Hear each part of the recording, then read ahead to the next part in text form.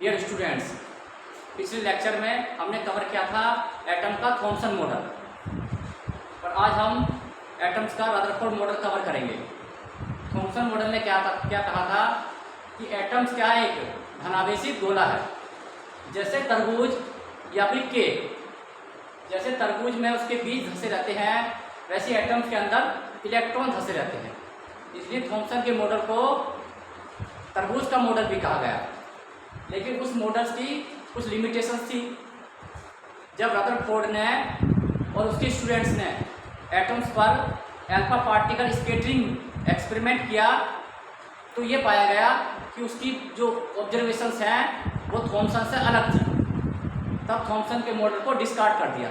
इसलिए आज हम शुरू करने वाले हैं अल्फा पार्टिकल स्कैटरिंग एक्सपेरिमेंट, और उसके बाद बताएंगे रदरफोर्ड मॉडल।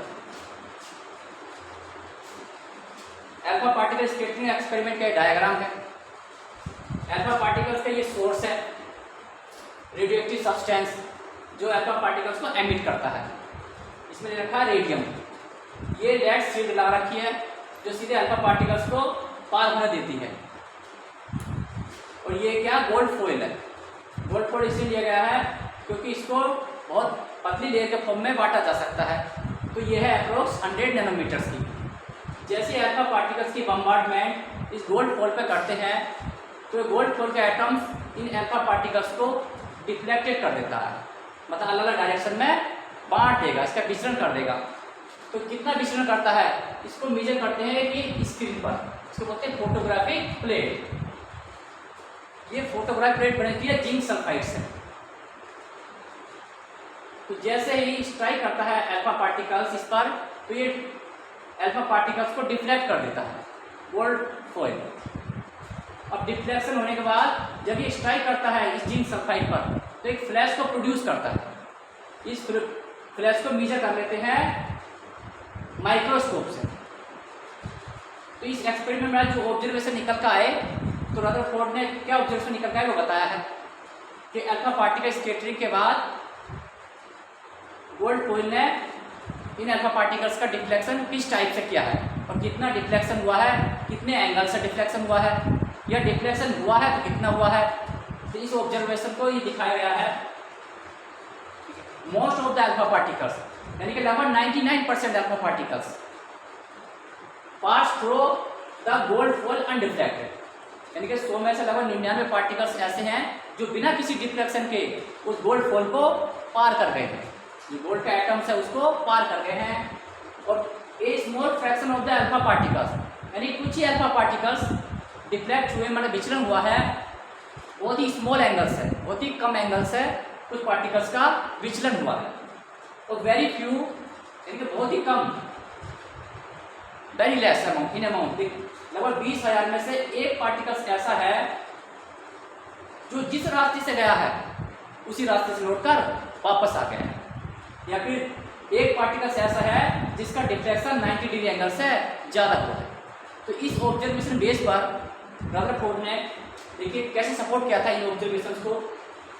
देखिए, since most of the alpha particle pass through the gold foil undeflected, यानी कि ज़्यादातर यानी 99% पार्टिकल्स क्या कहे, पार कर गए, यानी कि कोई डिफ्लेक्शन, कोई विचलन नहीं हुआ है।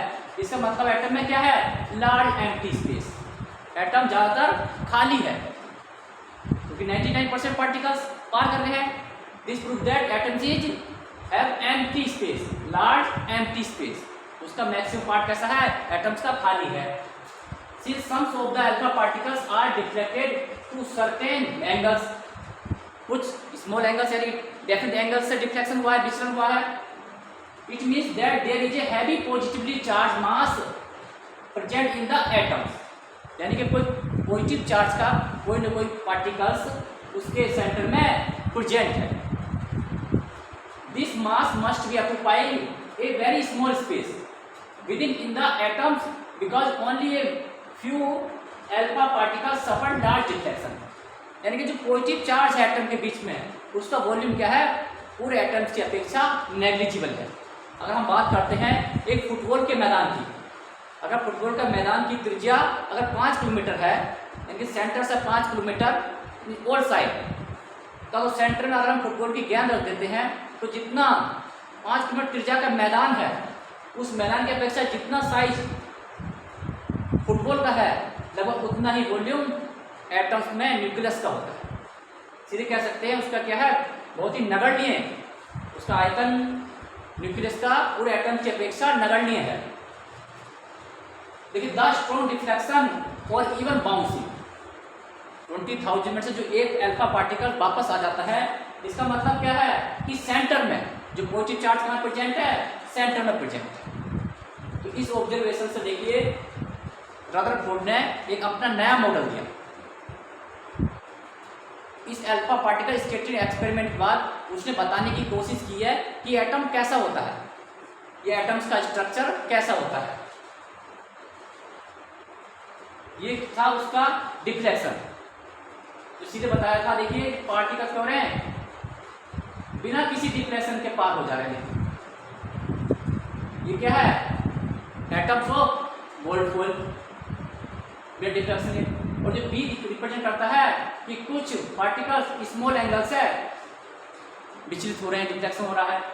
और कोई एक ही पार्टिकल्स है 20,000 में से जो देखिए लार्ज मोर देन 90 डिग्री से डिफ्लेक्शन हो रहा है या फिर सीधे लौटकर वापस आ रहा है।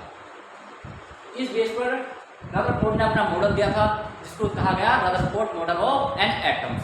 क्या बताया उसने, in an atoms the entire mass and the positive charge is concentrated in extremely small region at the centre known as nucleus. मतलब जो पॉजिटिव चार्ज है वो कहाँ प्रेजेंट है, सेंटर में प्रेजेंट है एटम के।